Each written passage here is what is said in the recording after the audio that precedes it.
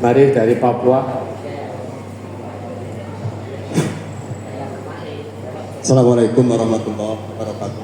Waalaikumsalam warahmatullahi wabarakatuh. Perkenalkan, nama saya Eman Sulaiman dari perwakilan Papua Merauke, Pak Ustadz. Aslinya mana? Aslinya Tasikmalaya. Iya, karena Eman Sulaiman. Iya, itu khas Iya. nama Jawa Baratan. Ya, inilah. Juga saya kesini juga Ustadz sama dengan Bapak yang tadi dalam rangka juga ngantarkan cucu untuk Kemana? di Ngantar cucu pondok, kemana? dipondokkan di pondok MTA di Mojobidang. Oh ya.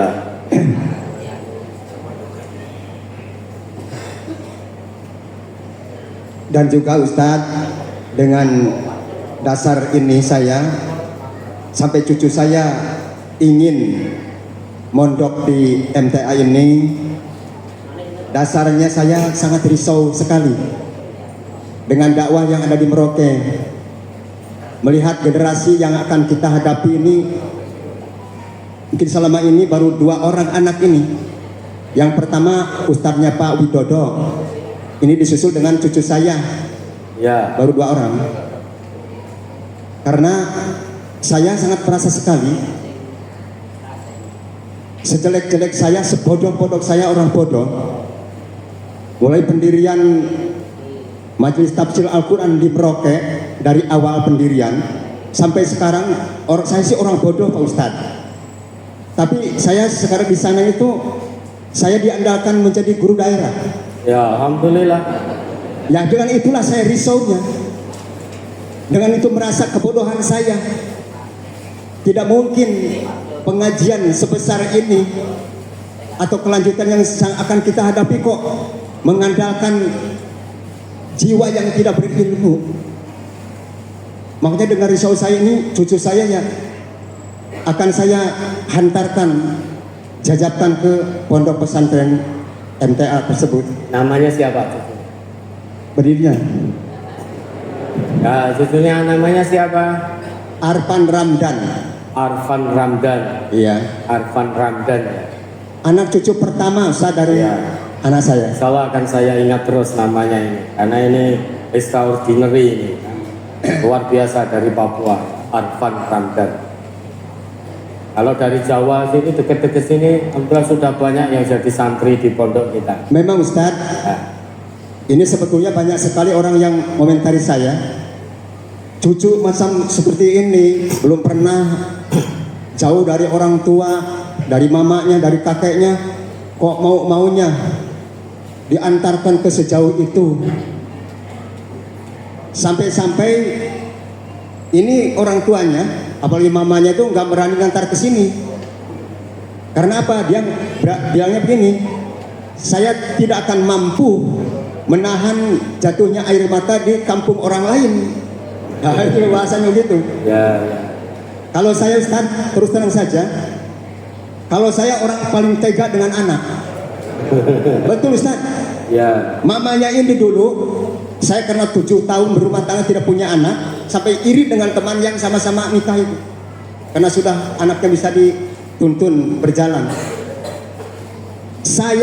Anak saya itu dulu 1,5 tahun sudah dikirimkan ke pondok.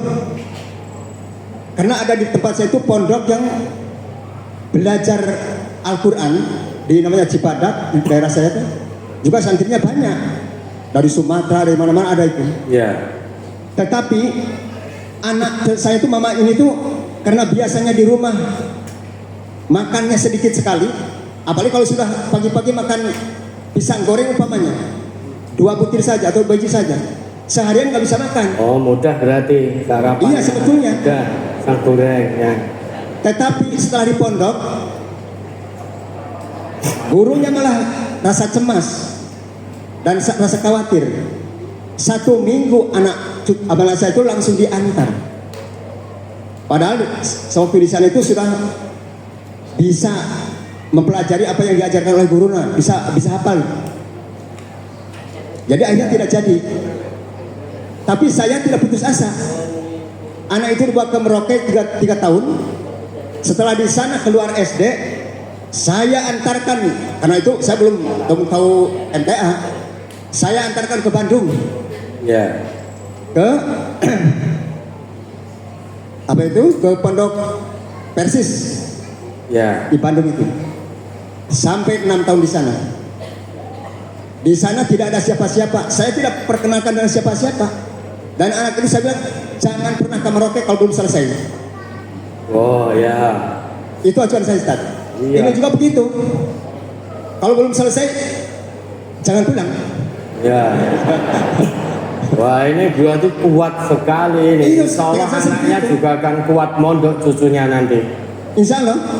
Dan ternyata anak saya sampai selesai, sampai hanya saja lanjutkan kuliahnya, karena dulu itu saya perlu kekhawatiran masalah ruskos itu saya belum kasihkan, akhirnya melanjutkan studinya di Papua Ya, ya. kuliahnya. Mungkin itu perjalanan saya tentang masalah anak, Ustaz. Ya. Dan selanjutnya ini juga ada, karena kemarin saya sempat mampir ke kampung, terus ada saudara-saudara yang menyampaikan unek-uneknya yang terjadi di kampung itu sendiri. Yang begini dia sampaikan, pertanyaannya yang pertama tentang yang berkaitan dengan kurban yang baru saja kemarin kita lakukan, Ya. dan akikoh. Ada di suatu daerah, itu di daerah termasuk kampung saya dulu awal, yang melaksanakan kurban dijadikan satu dengan akikoh. Jadikan satu. Ya, dengan akikoh. Ini kan seperti kambing dikawinkan dengan sapi. Ya. Yang berkurban 1 orang, yang akikoh 6 orang. Jadi sapi satu itu untuk 7 orang, yang mestinya kita biasanya 7 orang itu untuk sapi satu untuk 7 orang kurban. Ya, ya. Ya. Di sini malah yang akikoh Nah. yang 6 orang, terus yang kurban 1 orang. Yang kurban pun Ustadz ternyata ngurbani bapaknya yang telah meninggal dunia. Gitu. Ya. Terus ini juga yang akikoh ini bukan akikoh untuk 7 hari, usianya dari 10 hari ada yang bermacam-macam, bahkan juga ada yang telah meninggal dunia. Ya. Itu akikohnya. Untuk itu ya, dari saya juga sebenarnya sudah jawab semampuan saya sebetulnya, tetapi saya di sini perlu untuk penekanan dari Al Ustadz, ya toh, tausiahnya tentang masalah ini di dalam agama atau tidak yang sebenarnya. Ya. Itu di antara yang satu. Terus yang pertanyaan kedua, tadi ada titipan dari Merauke, warga ngaji kita. Pertanyaannya yang ditanyakan, setiap mulai kajian membaca Al-Fatihah. Setiap apa? Setiap mulai kajian Ya. membaca surat Al-Fatihah. Apa ada tuntunannya? Mohon tausiahnya. Ya. Sementara mungkin itu Ustadz yang saya sampaikan, dan mohon tausiah dari Ustadz, kurang dan lebihnya mohon dimaafkan atas segala kesalahannya. Assalamualaikum warahmatullahi wabarakatuh. Waalaikumsalam warahmatullahi wabarakatuh.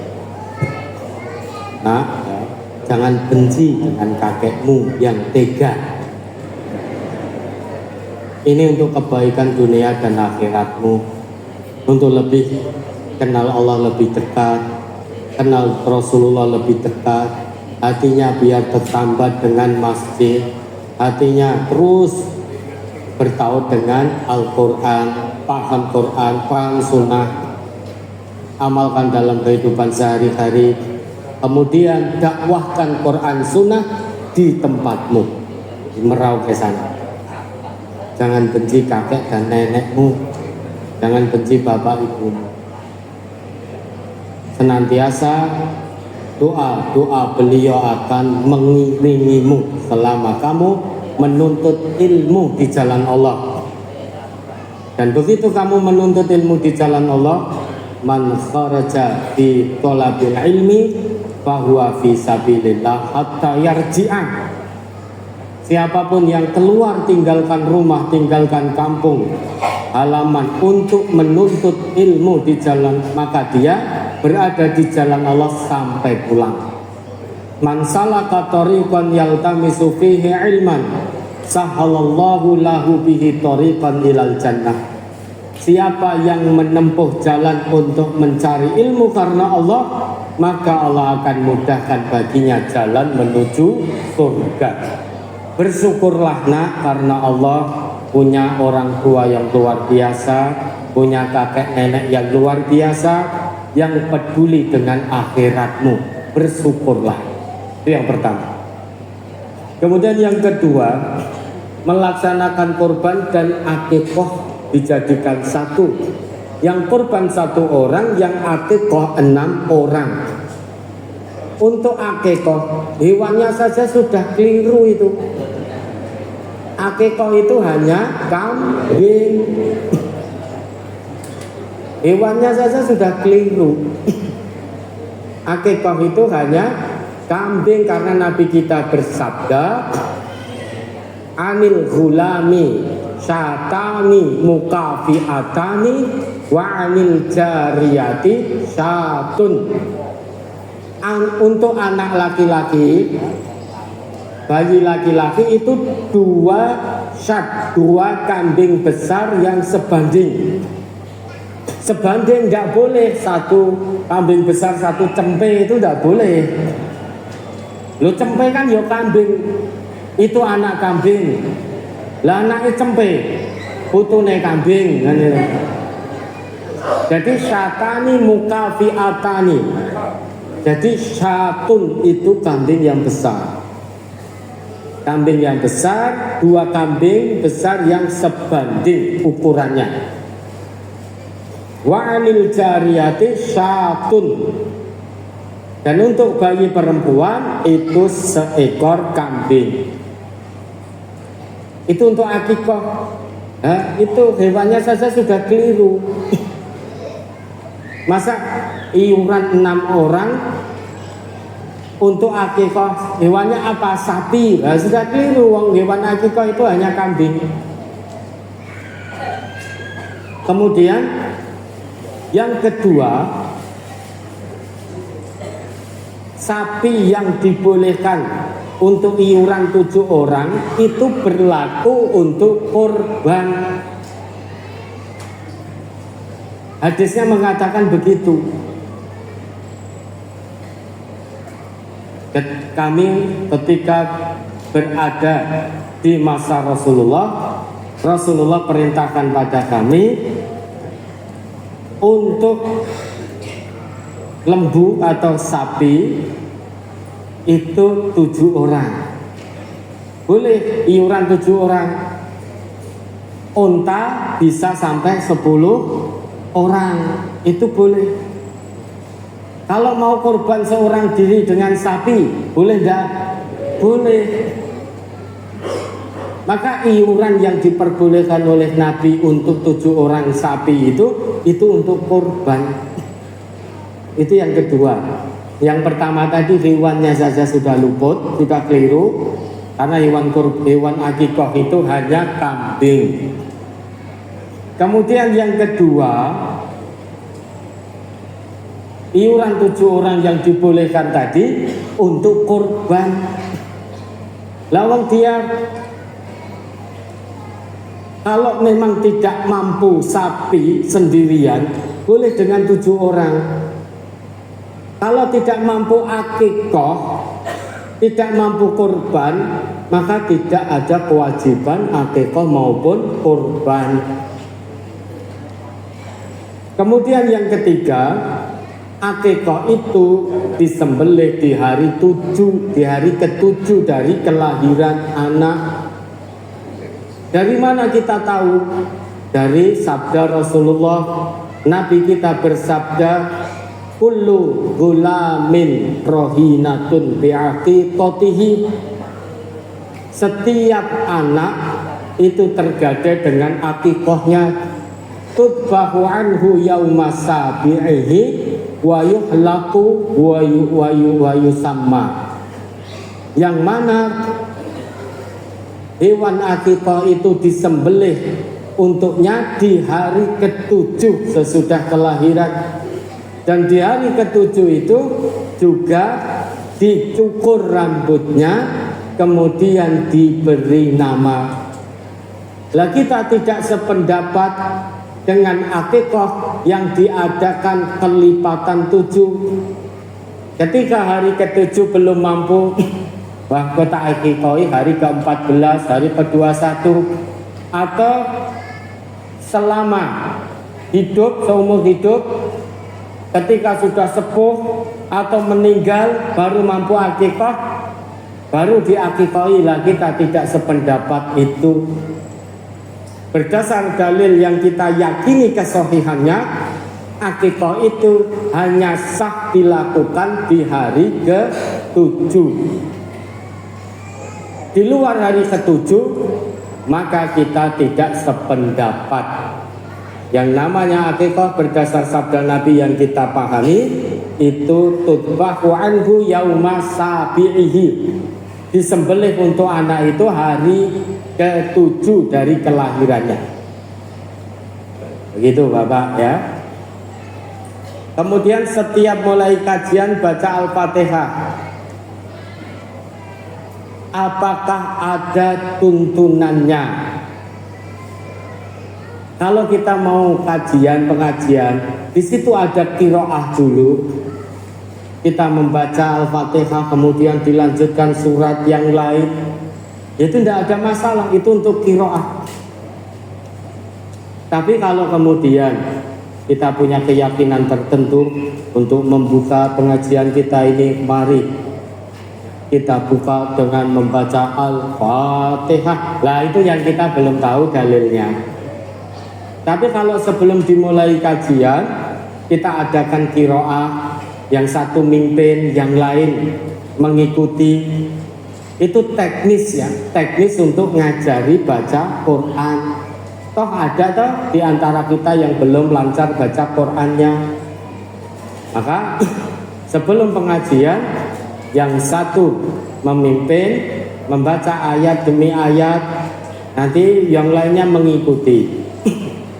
Sehingga yang belum fasih dia akan tahu, oh ternyata cara bacanya seperti ini. Dan untuk qiraah itu boleh-boleh saja diawali dengan qiraah. Misal membaca surat ini, dari setiap bacaan huruf yang kita baca ada 10 kebaikan. Tapi kalau yang ditanyakan, mari kita buka dengan bacaan Al-Fatihah, kalau tidak dengan itu maka tidak lancar dan lain sebagainya, nah itu kita belum tahu dalilnya. Di MTA ini khususnya biasanya kajian gelombang itu sambil menunggu guru daerahnya rawuh, itu dimulai dengan qiraah dulu. Baca surat ini, salah satu mimpin, yang lain mengikuti. Ya itu boleh-boleh saja, sah-sah saja, dengan catatan memang niatnya untuk qiraah, bukan untuk yang lain-lain. Terus kemudian kenapa Allah pilih saya yang bodoh ini sebagai guru daerah di Merauke? Biasanya orang yang merasa bodoh justru itu seorang yang alim. Orang yang ngaku jahil itu biasanya malah kebalikannya. Kenapa Allah pilih panjenengan? Karena Allah Maha mengetahui panjenengan yang mampu untuk mengemban dakwah Quran Sunnah yang ada di Merauke. Kenapa Allah tidak pilih saya? Karena Allah Maha mengetahui saya tidak mampu berdakwah di Merauke. Tempat-tempat yang sulit itu Allah pilih jenengan. Huwajtabakum, dia Allah yang telah memilih kalian. Allah Maha mengetahui Bapak yang mampu untuk mendakwahkan Al-Quran dan Sunnah di bumi, di tanah Merauke. Meski Bapak tidak meminta amanah itu, memang orang Islam itu tidak meminta amanah. Seorang Muslim itu tidak meminta amanah. Tetapi jika amanah dari Allah datang kepadanya, dia tidak akan mundur satu langkah pun. Meski ketika amanah datang kita merasa masih belum berkemampuan, dia akan tunaikan amanah itu sebaik-baiknya. Dia akan tingkatkan keikhlasannya untuk terus belajar, tingkatkan semangatnya untuk terus belajar, kemudian mengajarkan apa yang sudah dipelajari. Khairukum man ta'allamal Qur'an wa 'allamahu. Sabda Nabi begitu, sebaik-baik dari kalian itu yang senantiasa belajar Al-Quran dan mengajarkan Al-Quran.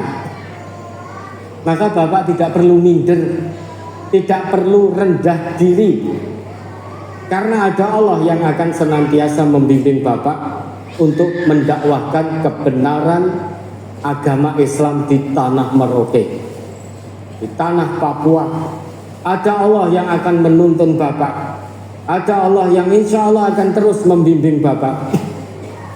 Maka jangan rendah diri, jangan minder. Allah pilih Bapak sebagai juru dakwah Quran Sunnah di sana, itu bukan kebetulan, bukan tanpa sebab, karena Allah Maha mengetahui Bapak yang mampu mendakwahkan Al-Quran dan Sunnah di tanah Papua. Berdakwah bersama Allah Bapak, jangan mengandalkan kemampuan diri sendiri, tetapi bersandarlah kepada Allah. Hadirkan Allah terus dalam kegiatan dakwah panjenengan. Berdakwah bersama Allah itu maksudnya kita melakukan kegiatan dakwah senantiasa mengharap pertolongan Allah, berdasar bimbingan Allah. Kalau dalam langkah dakwah kita mengenal fillah, billah, lillah. Itu langkah-langkah dakwah Quran Sunnah di MTA.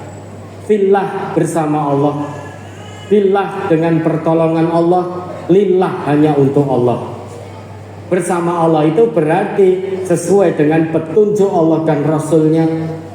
Dengan pertolongan Allah itu berarti kita bergantung hanya kepada Allah. Untuk Allah itu berarti kegiatan kita berdakwah Quran Sunnah hanya mencari ridho Allah. Tetap ikhlas, semangat, tetap punya jiwa yang besar, karena dakwah ini hanya akan mendapatkan pertolongan dari Allah yang maha besar. Yang bisa berdakwah Quran Sunnah tanpa pamrih hanya hamba-hamba Allah yang memiliki jiwa yang besar, karena adanya pertolongan Allah yang maha besar. Jaga kebersamaan di tanah Merauke. Ajarkan tentang kebersamaan yang sesungguhnya dalam Islam. Pertautan hati sesama muslim yang sesungguhnya yang dikehendaki oleh Allah. Maka Bapak tidak perlu rendah diri. Hal-hal yang berkaitan dengan langkah-langkah dakwah, komunikasikan dengan pusat. Jangan melangkah sendiri tanpa sepengetahuan, tanpa seizin dari pusat. Dan sekali lagi Bapak, Allah memilih panjenengan karena Allah Maha mengetahui panjenengan yang mampu mendakwahkan Quran Sunnah di tanah Papua dengan keikhlasan, kesabaran, kesungguhan, keistiqomahan, tanpa pamrih, hanya mengharap ridho dari Allah. Sekali lagi,